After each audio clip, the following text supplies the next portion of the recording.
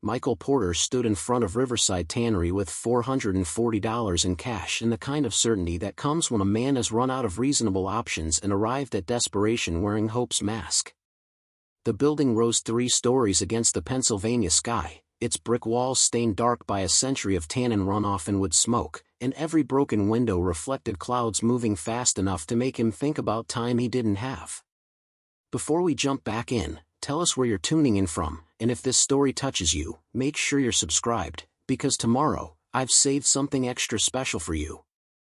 His daughter Emma sat in their car, 8 years old and quiet in the way children get when they've learned that asking questions only makes their parents' worry visible.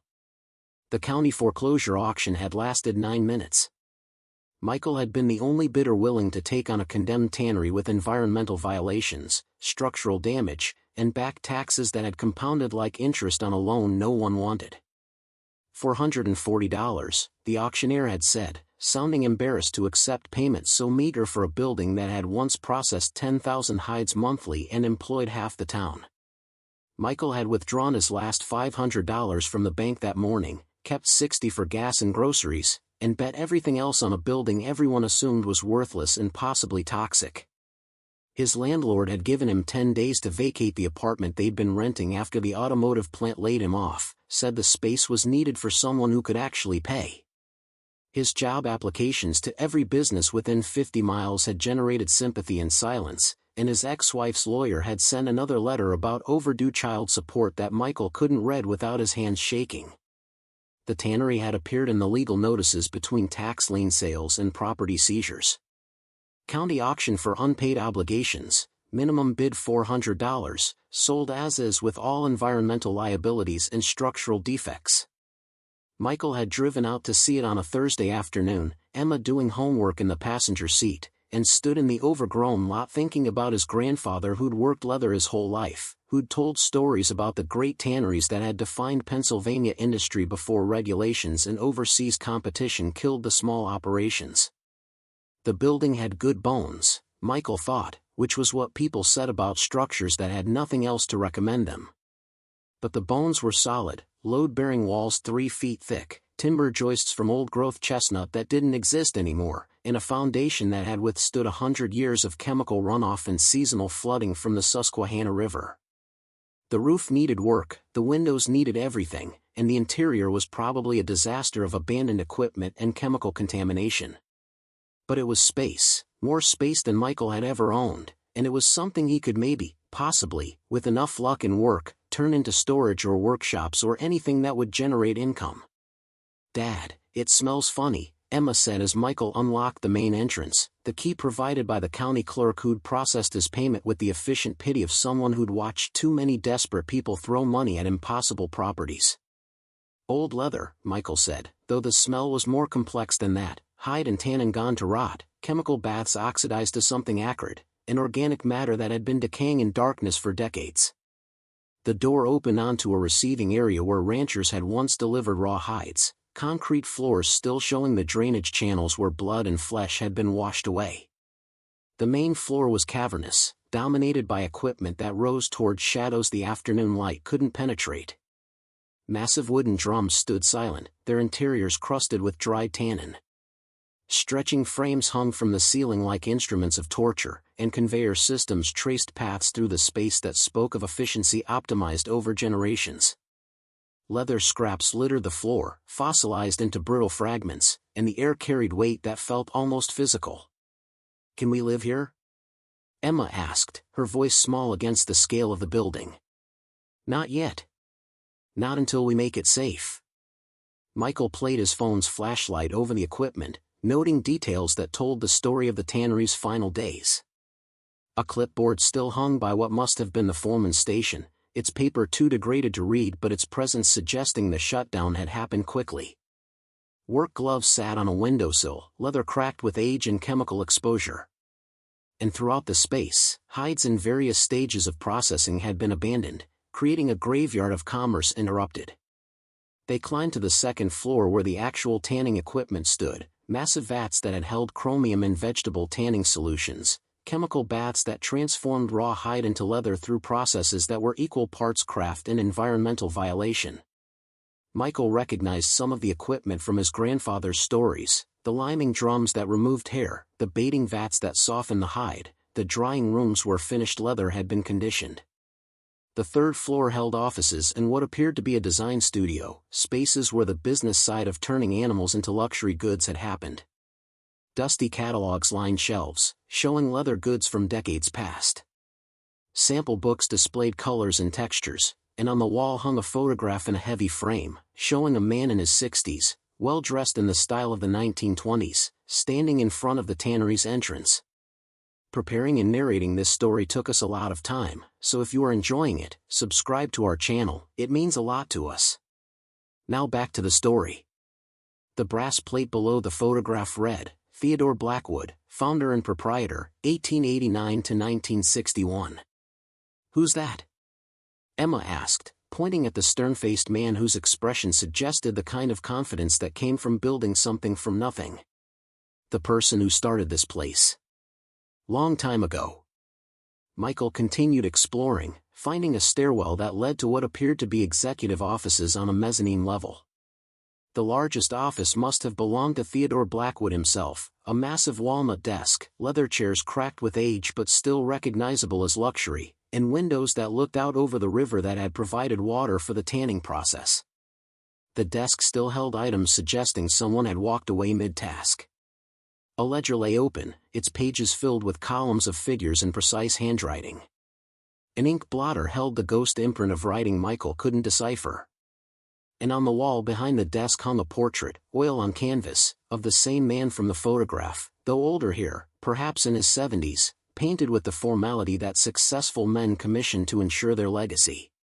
"Dad, I'm thirsty," Emma said, tugging at Michael's sleeve.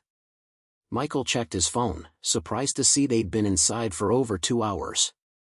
The autumn light was fading, and he needed to figure out where they'd sleep tonight since the apartment was no longer available and the tannery was legally uninhabitable and probably contaminated with chromium and formaldehyde.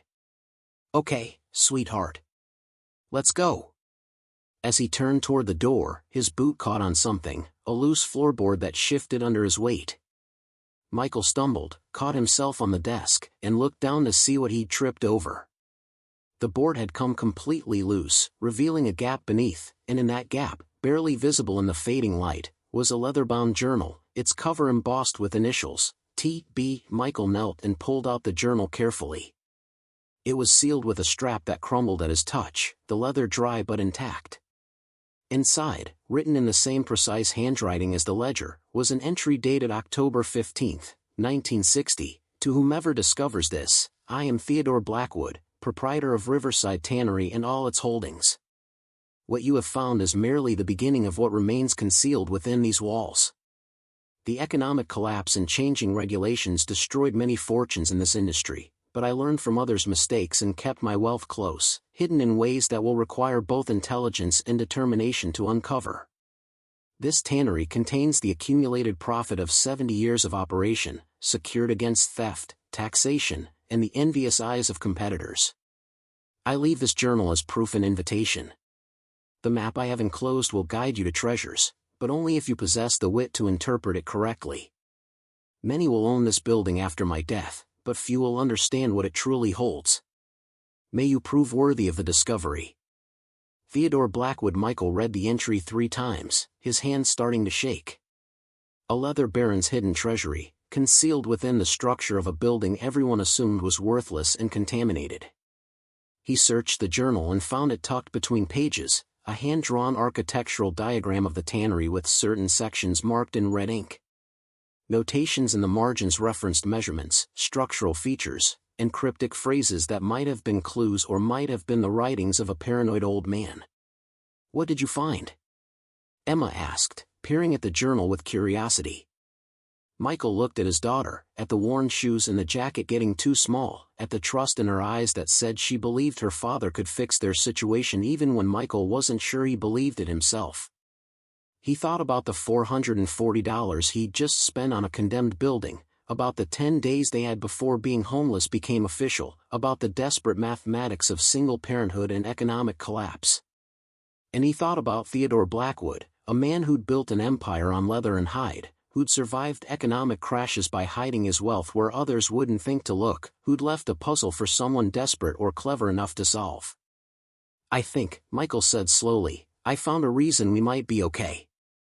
He carefully returned the journal to his jacket, tucked the architectural diagram into his pocket, and guided Emma back through the tannery toward the exit. The building felt different now, not abandoned but dormant, like something waiting to reveal its secrets to someone willing to listen. Every shadow held possibility, every structural detail potential significance. As they emerged into the parking lot, the sun was setting over the river, painting the water in shades of copper and rust. Michael looked back at the tannery, at 3 stories of brick and history and hidden treasury, and felt something he hadn't experienced in months, hope mixed with terror, dangerous and exhilarating in equal measure. His phone buzzed with a text from his ex-wife, Karen, asking when she could expect this month's child support. He'd been avoiding her calls for weeks, had no answer that wouldn't sound like excuses or lies. But now, standing in front of a building that supposedly contained a leather baron's treasure, Michael had something he could work toward, a direction even if the destination was unclear. He texted back, "Working on something. We'll call soon." Emma climbed into their car, buckling herself with the practiced efficiency of a child who'd learned early to take care of herself, and Michael sat in the driver's seat with Blackwood's map spread across the steering wheel. The architectural diagram showed the tannery in precise detail, every floor plan, every structural element. The red markings indicated specific locations, 9 of them total, each annotated with measurements and what appeared to be clues. One notation read, "Where hides first entered, seek the cornerstone blessed by craft." Another said, "In the tanning drum's heart, beneath the primary cylinder, the foundation remembers." The clues were maddeningly vague and tantalizingly specific at the same time. Michael started the car, knowing he needed to find somewhere for them to sleep tonight, but his mind was already working through the puzzle. A leather baron's treasury hidden in a condemned tannery, protected by riddles and architectural secrets. It was insane. It was impossible. It was exactly the kind of desperate gamble that a man with $440 and a daughter to protect might just be crazy enough to pursue. As he pulled out of the lot, Michael made a decision that would define everything that followed. He would solve Theodore Blackwood's puzzle, find whatever the old man had hidden, and transform their desperate situation into something resembling stability. The tannery had been sold for almost nothing because everyone assumed it was worth exactly that, probably contaminated and definitely condemned.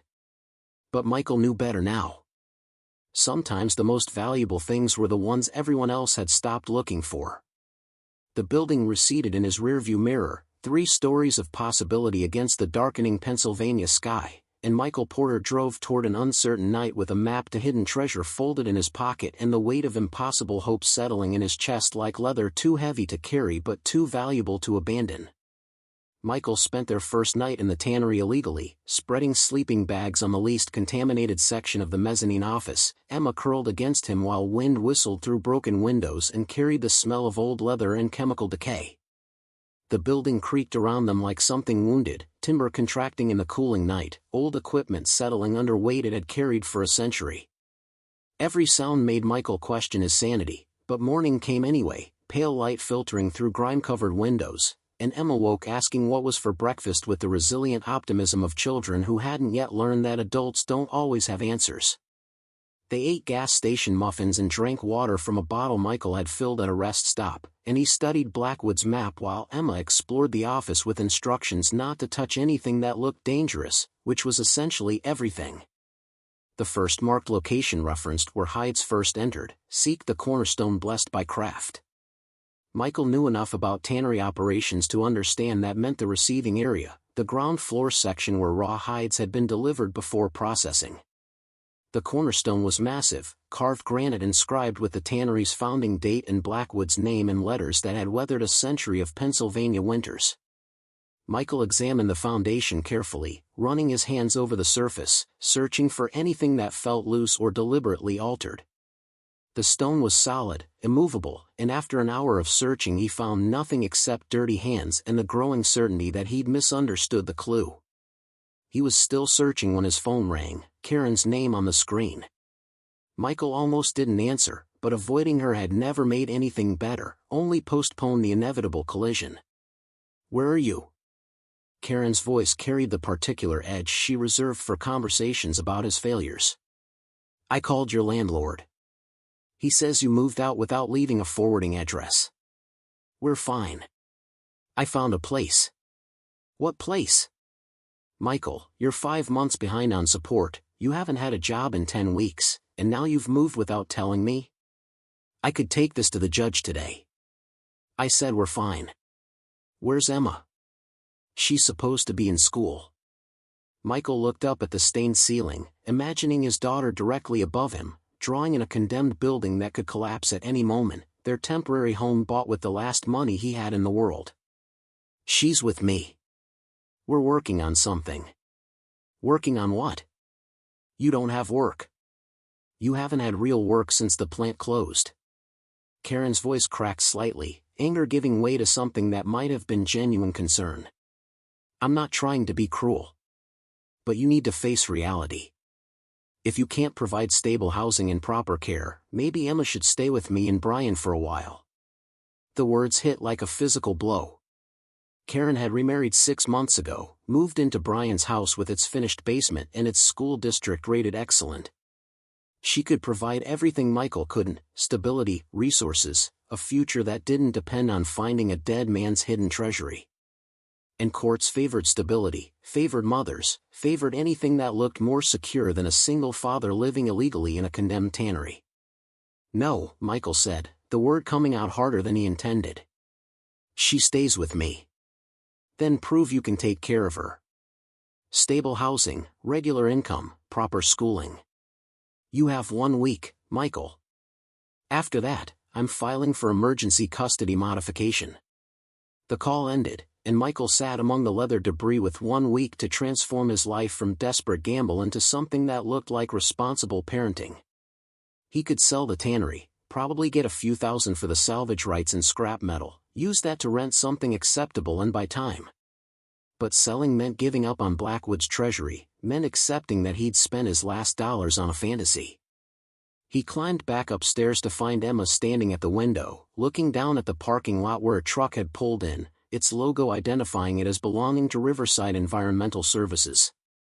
2 men in hazmat suits were examining the building's exterior, one taking soil samples while the other photographed the drainage system that had carried tannery waste to the river for decades.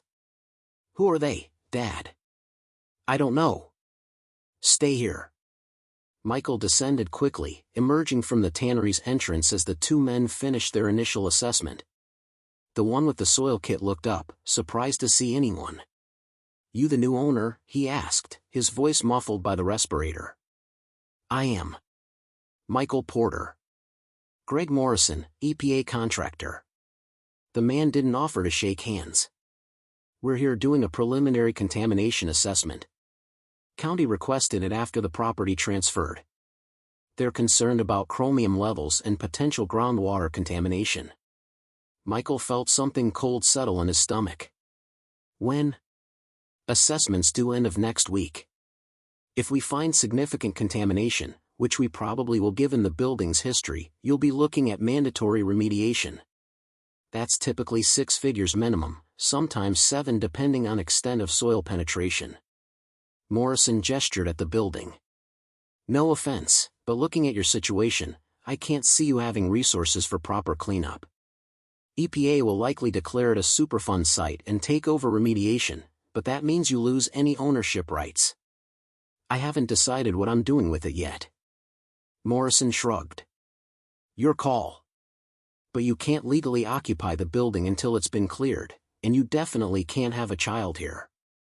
I see evidence of recent habitation inside, that's going to trigger a CPS report. Just being honest with you."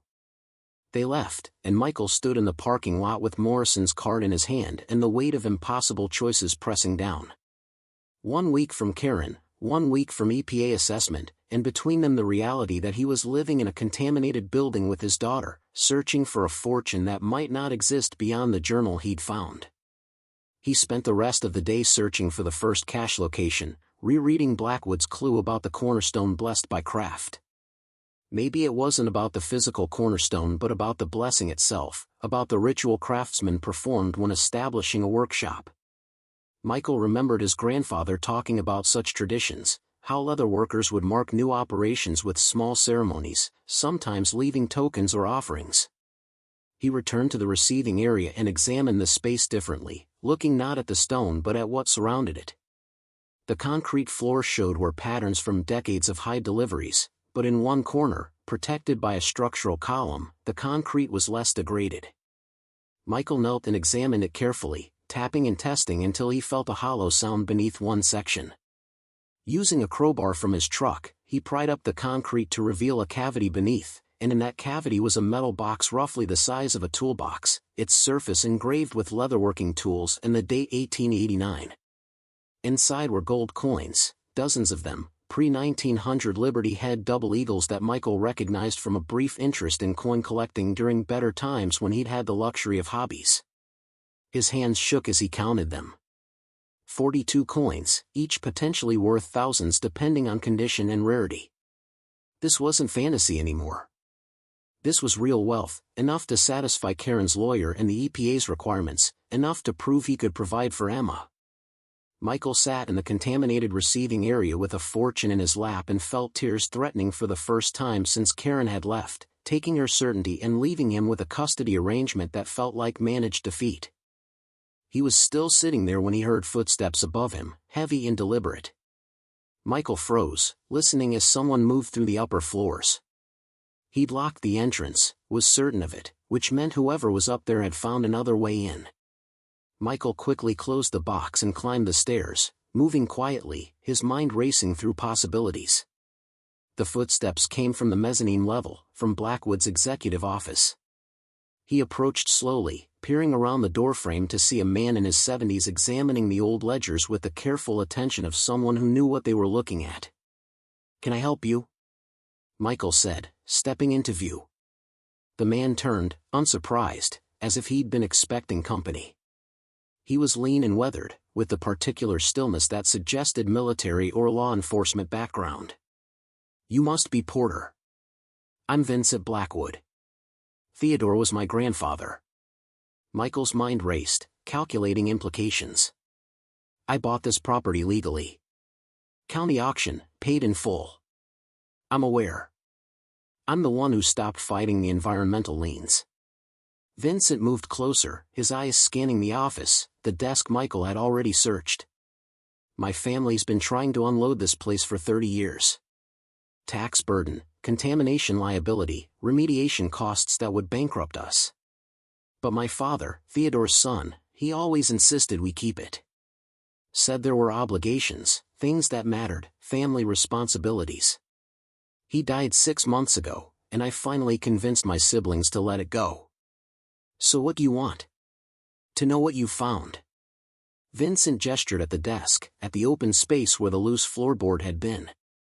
"My grandfather was a complicated man.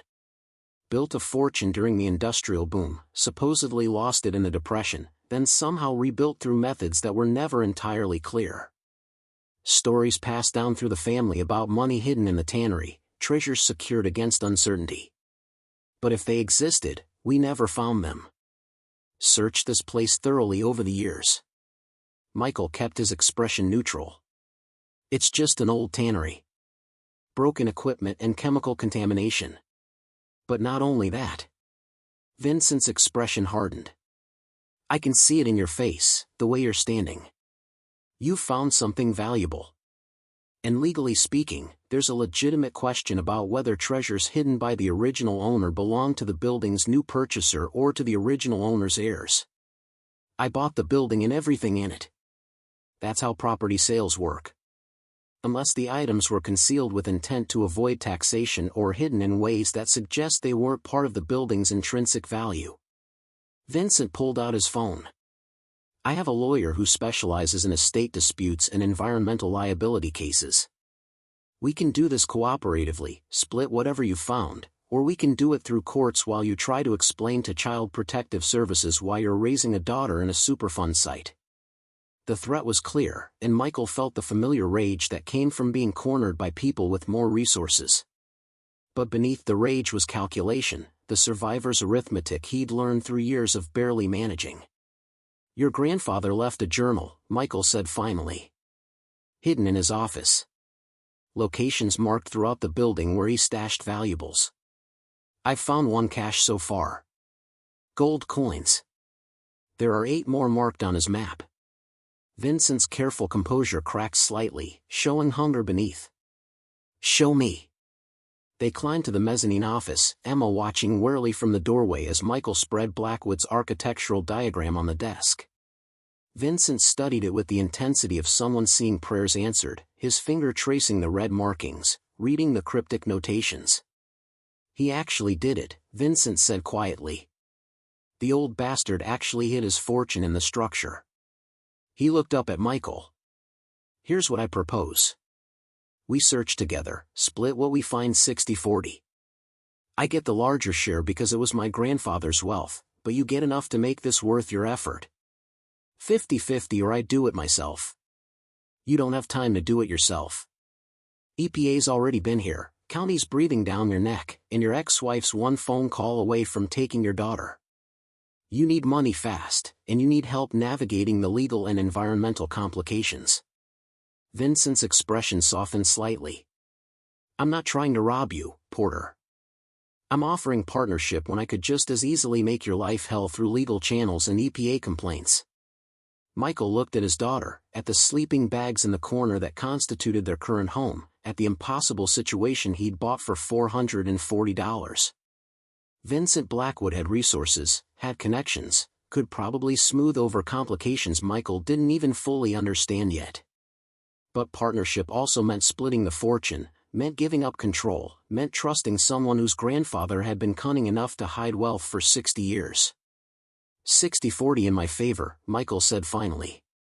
"My building, my discovery, my risk." Vincent considered, then nodded. "Agreed. But we start now. Every day that passes is a day EPA could condemn this place or your ex-wife could file for custody." They worked through the afternoon and into evening, following Blackwood's map to the remaining marked locations. The second cache was behind a false panel in the hide storage area on the second floor, containing more gold coins and a collection of bearer bonds from the 1930s. The third was in a hollowed-out section of the primary tanning drum, accessible only by partial disassembly of equipment that hadn't moved in decades, and held platinum bars stamped with pre-war assay marks. The fourth location nearly killed them both. It was marked on the map as being in the basement, the lowest level of the tannery where the chemical waste had been stored before disposal into the river. The space was partially flooded with runoff that smelled of chromium and formaldehyde, and Michael had to wade through it in darkness while Vincent held a light from the stairs. The cache was in a waterproof safe embedded in the foundation wall, and getting it open required bolt cutters and a level of reckless determination that felt like madness. Inside were stacks of currency, old bills that looked like they belonged in museums, and documents that appeared to be property deeds and stock certificates. Hundreds of thousands of dollars in Depression-era wealth, preserved in waterproof containers and forgotten by everyone except the man who'd hidden them. Dawn was breaking when they hauled the last box up from the basement, both men exhausted and chemically soaked, and Michael realized Emma had fallen asleep in the office, curled under blankets he'd arranged. Vincent sat on the floor surrounded by their discoveries, doing calculations on his phone, his face showing the kind of shock that comes from finding out family legends were true. "Conservative estimate, we're looking at 600,000 to 800,000, Vincent said. "The gold alone is worth close to 200,000, the platinum another 120, and the bonds and certificates could be worth more depending on current markets and company survival." Michael did his own math. 60% of 600,000 was $360,000. More money than he'd ever imagined having, enough to secure custody of Emma, remediate the contamination, build something sustainable. But Vincent had said conservative estimate, and there were still 5 locations on the map they hadn't searched. "What about the rest?" Michael asked. Vincent looked at the map again, his expression troubled. 2 of them referenced the drying loft. "Problem is, the loft's structural integrity is completely compromised. Been condemned longer than the rest of the building. Going up there would be genuinely dangerous. And the others? 3 of them are vague, reference where the craftsman rested and beneath the blessing of quality and where the river gave its gift. Could mean anything. The maps are detailed for some locations but cryptic for others. Michael took the map, studying notations his exhausted mind could barely process. The handwriting was shakier in some places, as if Blackwood had written different sections at different stages of life. There was a date beside the drying loft notation, September 1960, the year before his death according to the portrait. What if he meant it literally for the cryptic ones? Where he physically rested, his office, his desk. They climbed back to the mezzanine office, to Blackwood's desk that Michael had already searched once.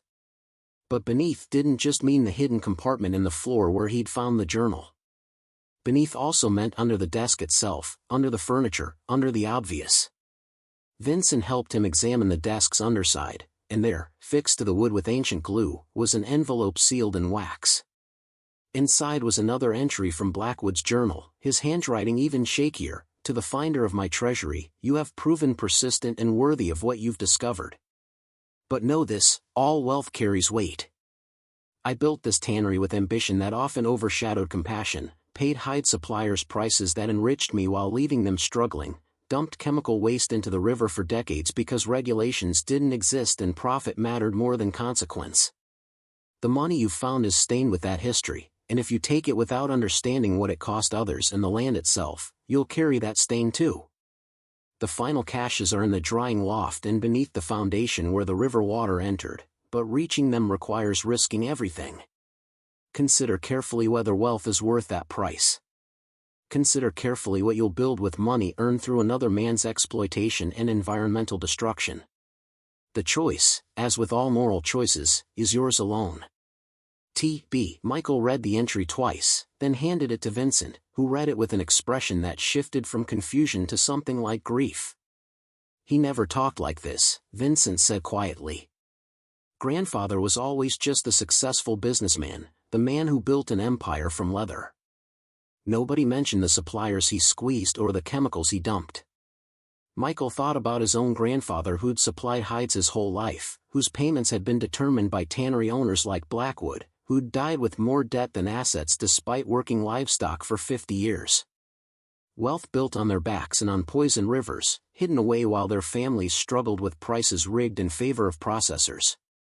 We don't have to go to the loft, Vincent said. We have enough. More than enough. But Michael was already moving toward the stairs that led to the roof access, not because he needed more money, though he did, but because Theodore Blackwood had left a challenge, had posed a moral question about whether someone desperate enough to risk everything was also brave enough to face what that desperation revealed. The drying loft rose from the tannery's south side, a wooden structure that had held stretched hides during the final curing process. A ladder ran up the exterior, rungs that shifted under Michael's weight as he climbed. Vincent called up warnings that Michael ignored, Emma's voice joining from below, begging Dad to come down, it's not safe. The loft's access hatch was rotted partially open, and when Michael pulled himself inside, he found himself in a space that smelled like decay and abandonment. Old hides still hung from racks, mummified by time and chemical treatment, and the wooden floor sagged ominously under his weight. High on the wall, wedged between support beams, was a box larger than all the others.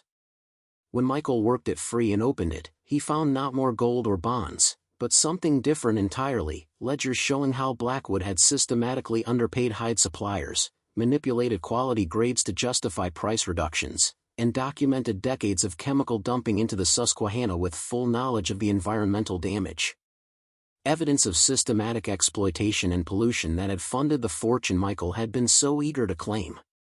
He descended with the box feeling heavier than it should, and spread the documents on the ground while Vincent and Emma watched, showing the truth behind the treasury, every gold coin bought with suppliers' stolen value, every bond purchased with profits earned through poisoning the river that sustained the community. We can destroy these, Vincent said quietly. Nobody needs to know. But Michael was thinking about his grandfather, about all the suppliers whose names were in those ledgers, about the Susquehanna that still carried chromium from Blackwood's operation decades after the tannery closed. About what it meant to take that money knowing where it came from, and whether accepting wealth built on exploitation and environmental destruction made you complicit in both. The sun was fully up now, morning light flooding the parking lot, and Michael Porter sat outside a condemned tannery with more money than he'd ever imagined and a choice that money alone couldn't answer. 1 week until Karen filed for custody. 1 week until EPA made their assessment. And in his hands, evidence that the fortune he'd found was built on the suffering of people like his grandfather and the poisoning of land that would take generations to heal. Emma sat beside him, 8 years old, and watching her father with the particular intensity children develop when they sense adults are wrestling with questions that have no easy answers. And Michael understood that whatever choice he made now would teach his daughter more about integrity than any words he could offer, would define not just their immediate future but the kind of person Emma learned to become. Michael spent 3 days cataloging everything they'd found, photographing documents and valuables, creating an inventory that felt less like treasure hunting and more like accounting for debts that could never be fully settled. Vincent helped, his initial excitement turning to something heavier as they worked through the evidence of his grandfather's systematic exploitation. The ledgers showed hide suppliers paid 50 cents on the dollar for quality livestock, grading manipulations that justified arbitrary price reductions, and environmental dumping records that documented thousands of gallons of chromium solution poured directly into the Susquehanna over 40 years. "My father must have known," Vincent said on the third evening, sitting in the office that had belonged to his grandfather. "He fought so hard to keep this building, insisted there were family obligations we needed to honor. I thought he meant treasure, but maybe he meant something else. Maybe he was trying to keep the evidence buried along with the gold." Michael had been thinking about that too, about the difference between hiding wealth and hiding shame, about whether Theodore Blackwood's final journal entry had been confession or challenge or some combination of both. The old man had left enough clues to ensure his fortune would eventually be found, but he'd also ensured that whoever found it would have to confront exactly what that fortune represented. Karen called on the fourth day, her voice carrying the rehearsed precision of someone who'd been coached by lawyers. "I'm filing the custody modification petition tomorrow unless you can demonstrate stable housing, documented income, and appropriate educational arrangements for Emma. That's the requirement, Michael. Prove you can provide or accept that she deserves better." "I need 1 more week," Michael said, looking out the office window at the Susquehanna that had carried Blackwood's chemical waste for decades, at water that still tested positive for chromium contamination. "You've had 10 weeks since you lost your job. How many more weeks do you need?" 1. Karen was quiet for a moment, and when she spoke again her voice carried less courtroom steel and more genuine exhaustion. "I don't want to take her from you. I want you to succeed, to be the father she needs. But I can't watch you drown and let her go under with you." The call ended, and Michael sat with his phone in his hand in a week to transform his life into something that looked like stability from the outside while feeling like collapse from within. He'd found a fortune built on exploiting suppliers and poisoning rivers, had partnered with the heir of the man who'd done both, and now faced a choice that had been growing in his mind since reading Blackwood's final journal entry: take the money and build something new, or acknowledge its source in ways that might cost him everything. That night, after Emma had fallen asleep in her nest of blankets, Michael took the supplier exploitation ledgers and spread them across Blackwood's desk. The names of ranchers and farmers, dates of delivery, amounts stolen through calculated underpayment. Hundreds of people over decades, systematic theft that had funded gold coins and bearer bonds, and the wealth that was supposed to save Michael's life. He pulled out his phone and started searching for descendants, for anyone who might still carry the names listed in Blackwood's exploitation records. Vincent found him at 2 in the morning, still searching, notes covering every surface. "What are you doing?" "Finding people we owe." "You can't be serious. Those suppliers have been dead for 60 years, and most of them probably have no traceable descendants. You'd spend the entire fortune trying to make restitution for something that happened before either of us was born. So we just keep it. Pretend we don't know where it came from or what it cost the river." Vincent sat down heavily, his face showing the strain of 4 days spent excavating family shame. "My grandfather was a product of his time. the exploitation he practiced was standard across every tannery in Pennsylvania. The dumping he did was legal until the Clean Water Act. That doesn't make it right, but it makes it systemic. You can't fix systemic problems with individual restitution. But we can acknowledge it. We can use this money in ways that wouldn't just benefit us. How? Michael hadn't fully formed the idea yet, but it had been building since he'd first read the exploitation documents, since he'd understood that the fortune he'd found was built on the labor of people who looked like his grandfather and the poisoning of land that sustained the community. The tannery. We remediate it properly, but not just to sell it or convert it to luxury condos. We turn it into something that serves the community that was exploited and damaged to build it. Environmental education center maybe, or sustainable manufacturing space, or craft workshops that pay fair wages. Something that generates value for people who need it rather than extracting it from them or the land. That's idealistic. The remediation alone will cost half the fortune, and there's no guarantee the remaining money would be enough to build anything sustainable. Neither is keeping a condemned tannery, but I did it anyway. Vincent was quiet for a long time, staring at the documents spread across the desk. My grandfather's journal entries said wealth carries weight. He knew that, lived with it, and it probably ate at him his whole life. That's why he had everything, left these puzzles. He wanted someone to find the fortune, but he also wanted them to understand what it cost. You think he was asking for forgiveness? I think he was asking someone to do better than he did.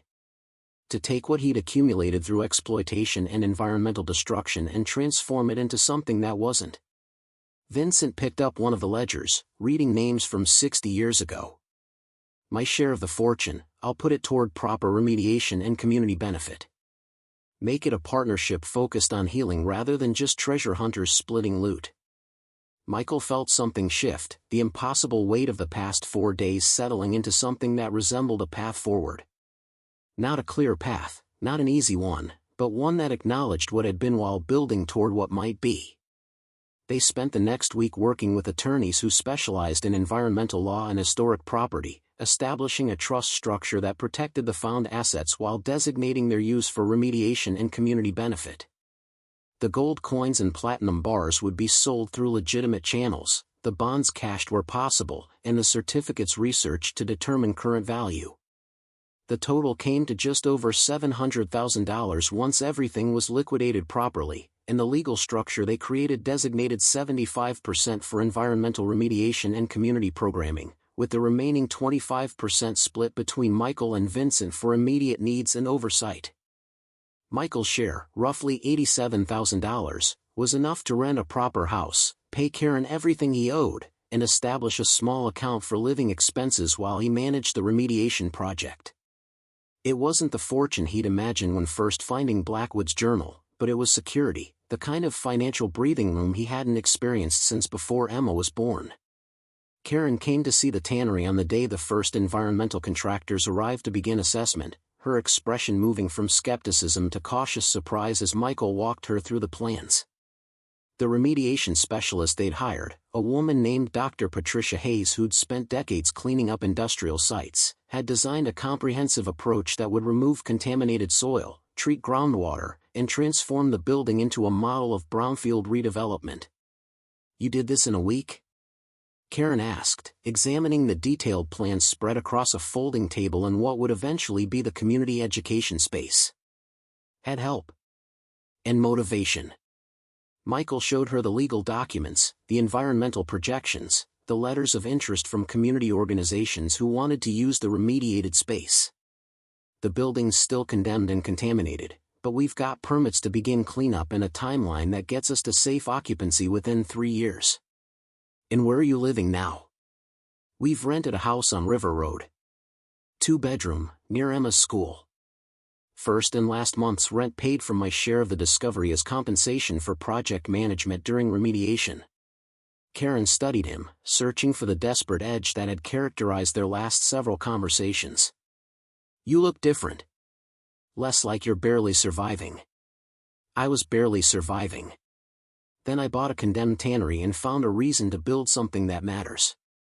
She didn't fight the custody arrangement, didn't file the modification petition, and when she left, she stopped in the parking lot to tell Michael something she'd probably been holding for months. "I didn't leave because I stopped loving you. I left because I couldn't watch you stop believing you could be more than circumstance allowed. Whatever you found in this building, I hope it included that belief." The remediation took longer than projected, cost more than budgeted, and required compromise on nearly every decision. The soil contamination was worse than initial assessments suggested, requiring excavation to depths that threatened the foundation. The groundwater treatment system needed constant monitoring and adjustment. Environmental compliance documentation consumed months and tens of thousands of dollars. But slowly, incrementally, the tannery transformed from toxic ruin to possibility.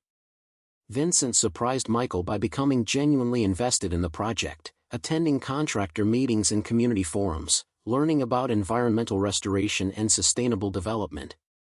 They argued constantly about priorities and budgets, about whether to preserve original equipment as industrial heritage or remove it entirely for safer use, about how much gentrification risk they were creating by making the building attractive to outside developers.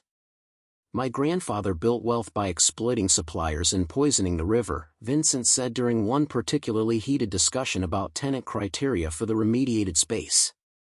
"If we fill this building with corporate operations that just extract value from the community, we're doing the same thing with better public relations."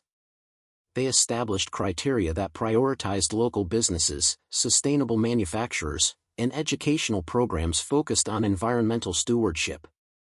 The craft workshop space, funded through grants they'd spent months applying for, would teach leatherworking and other trades using non-toxic methods. And in a corner of the main floor, they created a museum documenting the tannery's history, including the exploitation ledgers and environmental dumping records and Blackwood's final journal entry, acknowledging both the wealth creation and the damage that had funded it.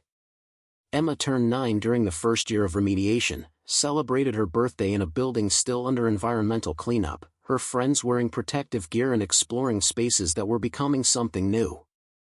Michael watched his daughter navigate the tannery with the confidence of belonging, pointing out features and explaining the building's transformation to her classmates, and realized Emma was learning lessons about legacy and responsibility and environmental stewardship he'd never had the chance to learn at that age. The grand opening happened on a September afternoon 18 months after Michael had bought the tannery for $440. 200 people attended, including descendants of suppliers Blackwood had exploited, environmental activists who'd fought for river cleanup, and community members who'd watched the building decay while poisoning the groundwater for decades. Dr. Hayes had designed the entrance to preserve the original hide receiving area while creating interpretive displays about tanning history and environmental impact. Michael stood on the main floor, surrounded by equipment that was now educational display rather than toxic machinery, by spaces that would house sustainable businesses and environmental education programs. He felt the particular satisfaction that comes from building something that wouldn't have existed without desperation and luck and the willingness to risk everything on a condemned building. Vincent found him near the museum display, where visitors were reading Theodore Blackwood's documents with expressions ranging from shock to recognition. "Strange feeling, isn't it? Making a monument to your grandfather's exploitation and pollution. Better than hiding it," Michael said. "That's what he did, and it poisoned everything, literally. You think acknowledging changes anything? I think it's the starting point. Everything else we build here, it's built on that acknowledgement." The Riverside Environmental Heritage Center opened with 12 tenant businesses, 3 nonprofit organizations, and educational programming that served schools throughout the region. Revenue from operations covered maintenance and contributed to ongoing groundwater monitoring, creating a sustainable model that other communities started studying for their own brownfield redevelopment. Michael took a position as center director, drawing a salary that covered rent and Emma's expenses and slowly rebuilt his savings. The work was constant, coordinating between tenants and environmental monitors, maintaining remediation systems alongside building operations, solving problems that ranged from equipment failures to community concerns about residual contamination. But it was work that meant something beyond simple survival, contribution to something that would outlast him. Karen's marriage to Brian ended after 2 years, amicable enough that she moved into a smaller house nearby and offered to take Emma more often to give Michael time for himself. He declined mostly, jealous of the days he had with his daughter, but accepted occasionally when center emergencies required late nights or weekend work. The custody arrangement evolved into something collaborative rather than contentious, and sometimes Karen came to center events, supporting what Michael had built even if she'd never be part of it. Vincent became an unlikely friend, his initial treasure hunting enthusiasm transforming into genuine commitment to the center's environmental mission. He funded a scholarship program for students studying environmental science and established an endowment that would support water quality monitoring after the initial remediation funding ran out. His grandfather's portrait still hung in what was now the administrative office, but they'd added context, a plaque explaining Theodore Blackwood's role in the tannery's history and its environmental legacy without glorifying the methods he'd used to build his fortune. On the 2-year anniversary of the center's opening, Michael stood at the river overlook they'd built on the remediated property, watching the Susquehanna flow past with water quality that had improved measurably since cleanup began. The contamination wasn't gone, wouldn't be fully gone for decades, but it was better, healing slowly the way poison land does when someone cares enough to invest in restoration. Emma climbed up to join him, 10 years old now and tall enough to see over the railing without help. "Mom says you made something good out of something bad." "That's one way to look at it. What's the other way?" Michael considered the question, looking out at the river that had carried Blackwood's chemical waste and was now carrying less, at the community that had been built around leather processing and was now building itself around environmental awareness. "The other way is that good and bad get complicated when you dig deep enough. The man who built this place did terrible things to suppliers and the river, but he also created jobs that kept families fed. The money he hid was earned through exploitation and pollution, but finding it gave us a chance to remediate the damage and build something that teaches people about environmental responsibility. Using it to create the center doesn't erase what happened, but it creates something that might prevent similar damage in the future." "So it's both? Good and bad at the same time?" "Most important things are."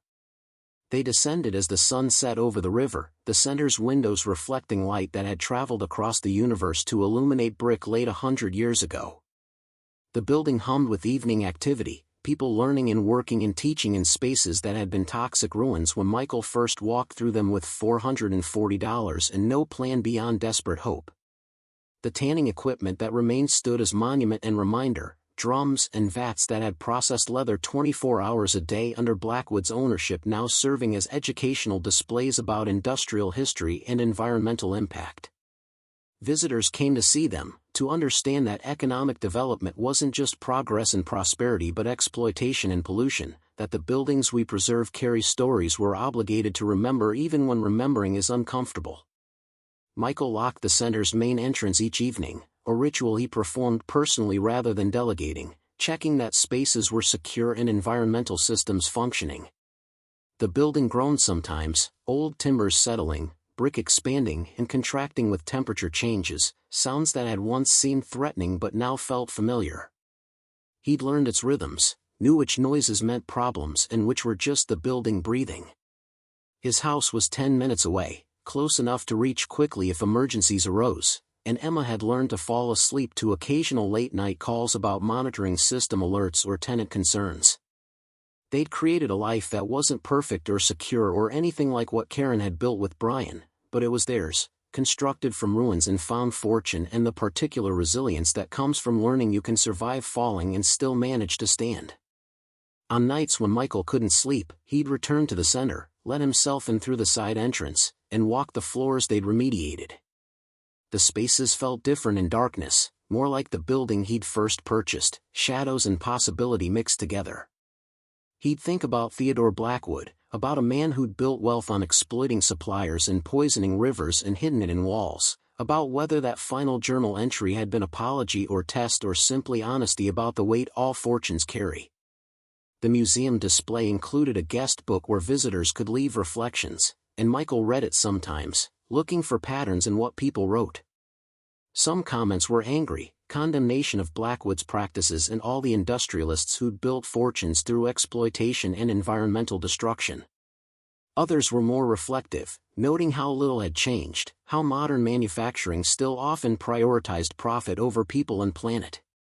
A few understood what Michael and Vincent had tried to create: acknowledgement without excuse, transformation without erasure, using exploitation's profits and pollution's consequences to build something that served community and environment rather than extracting from both. 5 years after buying the tannery, Michael received a letter from descendants of suppliers named in Blackwood's exploitation ledgers, people whose great-grandparents had been systematically underpaid. They'd learned about the museum display, had visited the center, and wanted to thank Michael for acknowledging what had happened to their families and for the environmental restoration that was healing land their ancestors had worked. The letter included photographs of the suppliers, images Michael had never seen, faces behind the names in Blackwood's ledgers. He added the photos to the museum display, creating a memorial wall that honored the suppliers whose labor had built the tannery and funded the fortune that ultimately paid for its environmental remediation. The wall grew over months as more descendants came forward, contributing photographs and stories, creating an archive that documented rural industrial labor from perspectives that had rarely been preserved. Vincent stood with Michael at the wall's dedication ceremony, looking at faces that included people his grandfather had exploited. "I spent my whole life proud of being a Blackwood, of coming from someone who'd built something significant. Now I don't know what to be proud of." "Be proud that you didn't hide it," Michael said. "That you helped build this." He gestured at the center, at the remediation systems and educational programs that filled spaces where leather had once been processed through environmental destruction. "Your grandfather built this place through exploitation and pollution. We're rebuilding it through acknowledgement and restoration. That's not redemption, but it's something." The center continued operating, not dramatically profitable but sustainably, generating enough revenue to maintain the building and support programming while contributing to ongoing environmental monitoring. Michael turned 40 managing a building he'd owned for 8 years, surrounded by people who'd built careers and learned environmental stewardship in spaces he'd helped create. The groundwater treatment system needed upgrades, environmental technology having evolved, and Michael signed contracts with the weary competence born of experience rather than panic. Karen attended his birthday celebration, her life having taken paths Michael didn't fully understand but respected, and told him something he'd never expected to hear: "You were right about this place. I didn't see it at first, thought you were being reckless and irresponsible. But you built something that matters more than safety or conventional success."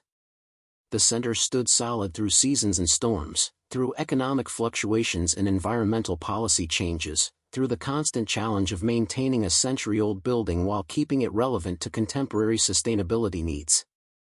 Michael added solar panels to reduce environmental impact, updated monitoring systems as technology evolved, modified spaces as the center's educational mission expanded.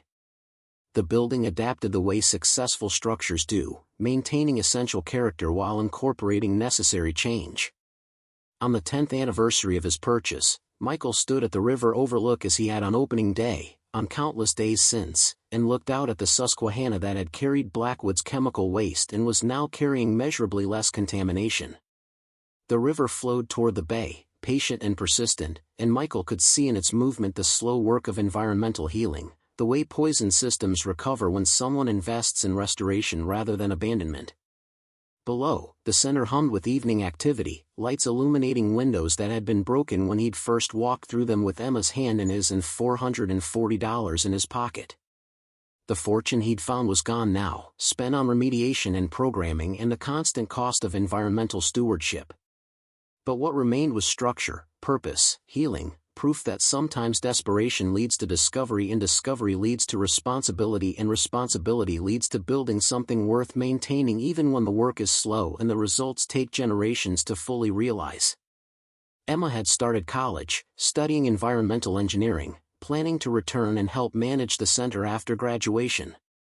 She visited monthly, bringing friends to see the tannery and telling them her father's story about buying a condemned building with his last money and finding a leather baron's treasury hidden in the walls. The story had become legend, simplified and dramatic, and Michael let it stand that way because the truth was more complicated than anyone wanted to hear. That fortune was burden, that inheritance meant choosing what to carry and what to transform, that legacy was built through countless small decisions rather than dramatic moments, and that sometimes the most valuable thing you can do with tainted wealth is use it to heal the damage it caused. The stroke came on a Wednesday morning in early autumn, 17 years after Michael had first walked through the tannery's entrance with nothing but desperation and a child's hand in his. The doctor used words like ischemic event and cognitive impact, gave instructions about rehabilitation and lifestyle changes, and Michael sat in the examination room thinking not about mortality but about whether Emma knew the backup protocols for the groundwater monitoring system and if the environmental compliance reports were filed for the quarter. Emma came from the engineering firm where she now worked as senior environmental consultant, brought her husband James with her, and they sat in Michael's house that overlooked the river, the center visible through windows that framed it like a portrait he'd been studying for nearly 2 decades. Emma didn't cry the way she had at 8 when they'd slept in a condemned building, but her face showed the particular fear adults feel when they realize their parents aren't permanent fixtures but temporary stewards of time. The center needs someone who understands why it matters, Michael said when the initial shock had settled enough for conversation, his speech slightly slurred but his meaning clear. Not just how to run environmental compliance, but why we built it the way we did. I have a career, Dad. Projects across 3 states. I can't just abandon everything and move back to manage a heritage center. I'm not asking you to abandon anything. I'm asking you to consider what you want to be responsible for. Michael gestured toward the window, toward the center standing solid against the autumn sky. That building is going to outlast both of us. The question is what it becomes after I'm gone, whether it stays true to what we built or just becomes another historical property managed by bureaucrats who don't understand the deeper purpose.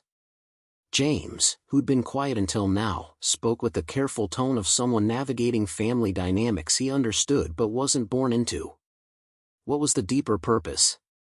I know it's environmental education and sustainable business, but what drove the specific choices you made?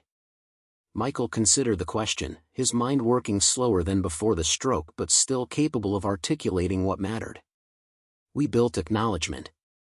The tannery was constructed and operated through exploitation and environmental destruction, funded by underpaying suppliers and poisoning the river. Everyone accepted that as history, as something that happened and couldn't be changed. We changed it by admitting what it was and using the profits from that exploitation to remediate the damage and build something that teaches people not to repeat those mistakes. The purpose was proving that legacy doesn't have to be destiny, and that wealth built on harm can be redirected toward healing. The recovery took months, during which Michael watched the center's daily operations from a distance that felt like exile, his left side weak and his speech requiring effort that exhausted him. Emma and James moved back gradually, Emma taking on more center responsibilities while maintaining her consulting practice remotely, and Michael documented institutional knowledge he'd accumulated through 17 years of daily management, writing down things he'd never thought to record because his memory had seemed permanent.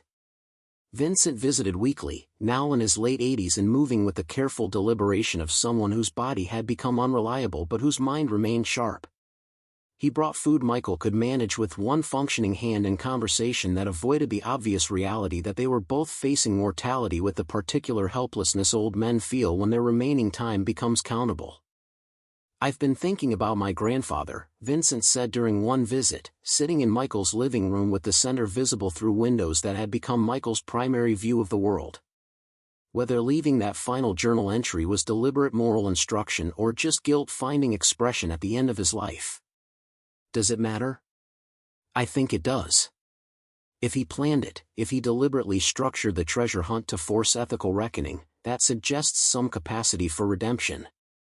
If it was just random guilt, then his exploitation and pollution generated consequences he never intended to address.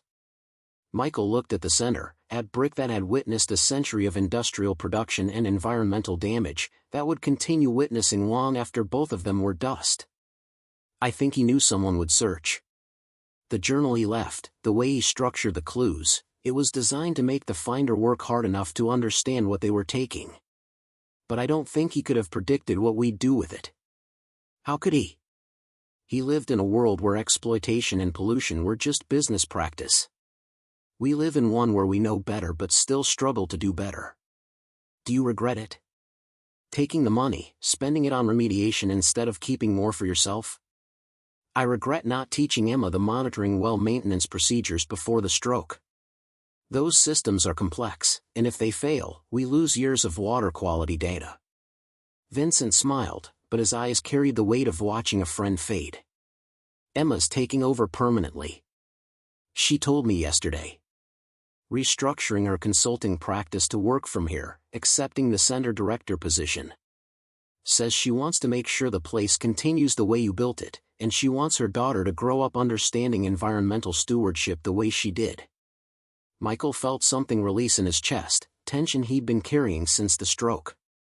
Emma hadn't told him yet, was probably waiting for the right moment, but knowing she'd made that choice mattered more than Michael could articulate. Legacy would continue, not because Michael had demanded it but because Emma had chosen it, understood what the center represented beyond environmental compliance and historic preservation. The center held a celebration for its 15th anniversary in October, and Michael attended in a wheelchair, his body too weak for the walking that managing the building had once required but his mind still sharp enough to appreciate the symmetry. Community members spoke about environmental awareness and sustainable practices, about learning from industrial history rather than repeating it, about opportunities the center had provided for education and employment. Some of them were grandchildren of suppliers Blackwood had exploited, learning environmental science in spaces where their ancestors had been systematically cheated. One speaker, a woman named Sarah Martinez whose grandfather appeared in Blackwood's exploitation ledgers, addressed Michael directly. My family supplied hides for 3 generations to this tannery. They were paid below market rates, subjected to arbitrary quality downgrades, and watched the river they fished in become too polluted to sustain life. When I first heard about this place reopening as an environmental center, I was skeptical. Seemed like greenwashing, like trying to profit from pollution. But then I came and saw what you built, saw my grandfather's name honored instead of hidden, saw the exploitation and environmental damage acknowledged instead of erased.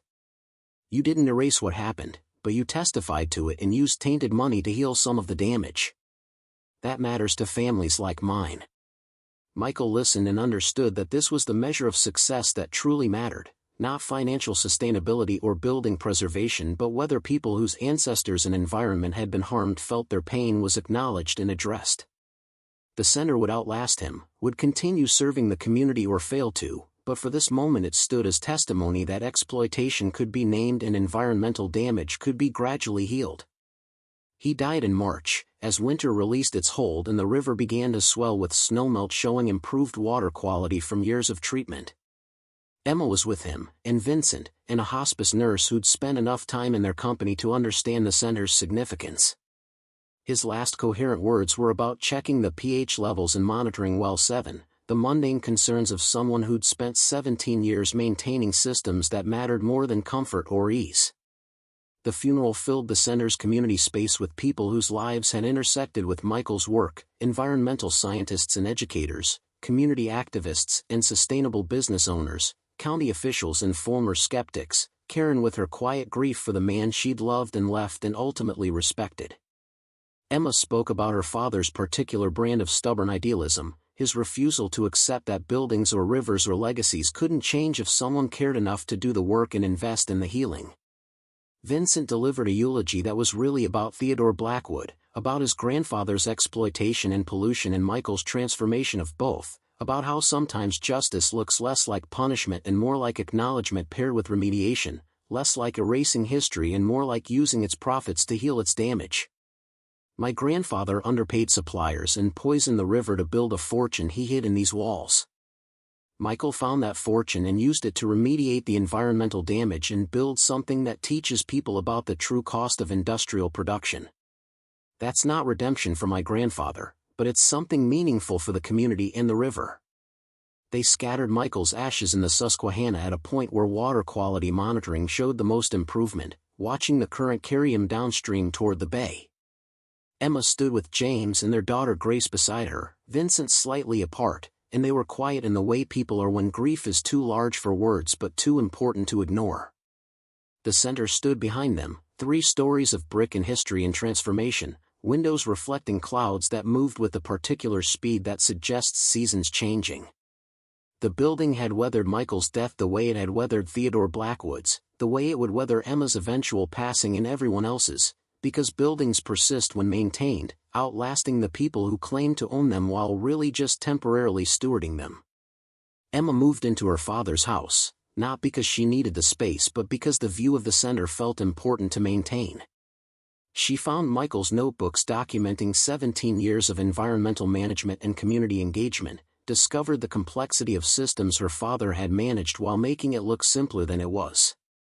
The monitoring wells did need attention, Vincent had been right about that, and the maintenance took weeks to coordinate through the center's budget and volunteer network. The memorial wall grew after Michael's death, not with more supplier photographs but with images of people who'd benefited from the center's environmental education and sustainable business incubation. The wall became less about documenting historical exploitation alone and more about showing transformation and healing, how the same structure could serve different purposes depending on who controlled it and what values guided their decisions and what they were willing to invest in restoration. Grace, Michael's granddaughter, grew up treating the center as extended home, playing in spaces that had once held equipment that had once processed leather through environmental destruction.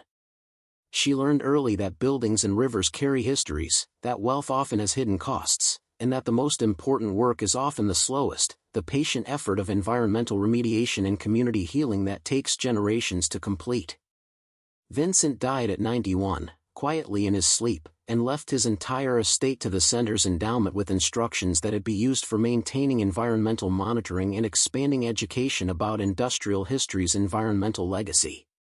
His will included a letter addressed to Emma that she read at Vincent's memorial. "My grandfather built wealth through exploitation and pollution. Your father transformed it through acknowledgement and remediation. I've tried to sustain it through investment and honesty about our family's role in both the harm and the healing. Now it's your generation's turn to decide what this building and this work becomes next. Every generation has that choice, to continue harm or work toward repair. Choose repair. Always choose slow, patient repair." The seasons turned, marking time in the particular way that matters to rivers and old buildings, in cycles of flooding and drought and gradual environmental recovery that outlast individual human drama while being shaped by accumulated human effort. The center stood through storms that tested the remediation infrastructure, through budget crises that threatened programming, through the constant entropy that claims all construction and all healing if someone doesn't care enough to maintain both. Emma cared enough. Marked 20 years of center operation with an event that was really about Michael, about a man who'd bought a condemned building with his last money and refused to accept that legacy couldn't be transformed or environmental damage couldn't be healed. She spoke to a crowd that included people who'd never met her father but understood what he'd built, about how desperation sometimes leads to discovery and discovery leads to responsibility and responsibility leads to building something worth maintaining even when the results take decades to fully materialize. "My father found a leather baron's treasury hidden in these walls," Emma said, standing where Michael had stood at the 15th anniversary. "He could have taken that money and disappeared, built a comfortable life somewhere else. Instead he chose to acknowledge where the fortune came from, the exploitation and pollution that funded it, and use it to remediate the environmental damage and build something that teaches people about the true cost of industrial wealth. That choice defined the rest of his life and shapes how we operate this center today. We're not trying to erase history or pretend the harm didn't happen. We're trying to heal what can be healed and teach what needs to be learned about building economies that don't poison the systems that sustain us." The museum display had expanded to fill an entire wing, photographs and documents and water quality data showing both the damage done and the slow progress of healing. The Susquehanna still carried contamination from Blackwood's operation and dozens of others like it, but it carried measurably less, the patient work of remediation visible in graphs that tracked improvement across decades. Grace turned 16 and started working at the center during summers, learning environmental monitoring and community engagement the way Emma had learned from Michael. She asked questions about Theodore Blackwood, about why they kept his portrait and his name if he'd done such terrible things. Emma's answer was the same one her father had given her, because pretending he didn't exist or that the harm didn't happen would be another kind of lie. The building and the pollution were born from his ambition and his disregard for environmental consequences. We can't change that history, but we can be honest about it while building something different now and working to heal the damage that remains. The groundwater treatment systems hummed day and night, processing contaminated water that seeped through old foundations, removing chromium and other pollutants molecule by molecule. The work was slow, would continue for decades more, but it was work worth doing, the patient labor of environmental healing that couldn't be rushed but could be sustained. Emma walked the river path on autumn evenings when management duties allowed, following the bank downstream from the center toward the confluence where the Susquehanna joined larger waters. The river reflected the sky, carrying sediment and history and gradually improving chemistry toward the bay. The center stood visible from every point along the path, 3 stories of brick against the changing sky, and Emma understood what her father had known, that buildings outlasted people but required people to maintain meaning, and that environmental healing required even more patience, generations of sustained effort to undo damage done in pursuit of profit. Grace graduated high school and chose environmental engineering like her mother, planning to return and continue the work after university. The center had become her inheritance too, not property but responsibility, the obligation to maintain systems her grandfather had built and her mother had sustained. On the 25th anniversary of Michael's purchase, Emma stood at the river overlook they'd built on the remediated property, watching the Susquehanna flow past with water quality that continued improving incrementally, year by year, the slow reward of sustained effort. The contamination wasn't gone, wouldn't be fully gone for decades more, but it was better, healing slowly the way poison systems do when someone commits to the patient work of restoration. The sun cleared the eastern hills, flooding the river with golden light, and Emma could see in its movement the constant flow that had carried Blackwood's chemical waste and was now carrying less, the patient current that would outlast all human enterprise while being gradually healed by human effort when that effort was sustained and honest. The center hummed behind her with morning activity, people arriving for environmental education programs and sustainable business operations and monitoring system maintenance. The building breathed with purpose, solid and functioning, proof that sometimes the most valuable thing you can do with tainted wealth is use it to heal the damage it caused, and that legacy isn't what you inherit but what you choose to carry forward, what you commit to sustaining even when the work is slow and the results take generations to fully realize. Emma understood what her father had bought for $440, not treasure or security or salvation, but the opportunity to transform exploitation into acknowledgement and pollution into gradual healing, to prove that buildings and rivers can change if someone cares enough to do the patient work of restoration and teaching, and that sometimes the most important legacies are the ones that measure success in improved water quality and community awareness rather than personal profit. The river flowed toward the bay, carrying water that had been poisoned and was slowly healing, and Emma Porter stood watching it flow, holding the weight her father had carried, preparing to pass it forward when the time came, understanding that this was what legacy meant, not ownership but stewardship, not completion but continuation, not perfection but patient effort toward healing that would outlast them all. Up next, you've got 2 more standout stories right on your screen. If this one hit the mark, you won't want to pass these up. Just click and check them out. And don't forget to subscribe and turn on the notification bell so you don't miss any upload from us.